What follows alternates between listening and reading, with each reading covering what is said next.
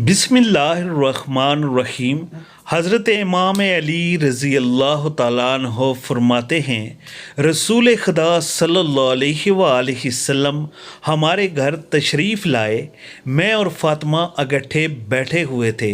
मैं दाल मसूर साफ़ कर रहा था तो रसूल खुदा सल्लल्लाहु अलैहि वसल्लम ने फरमाया, ए अबू अल हसन। मैंने कहा, या रसूल अल्लाह फरमाइए। आप सल्लल्लाहु अलैहि वसल्लम ने फरमाया, मेरी बात गौर से सुनो, मैं हुक्म खुदा के अलावा कुछ नहीं कहता हूँ।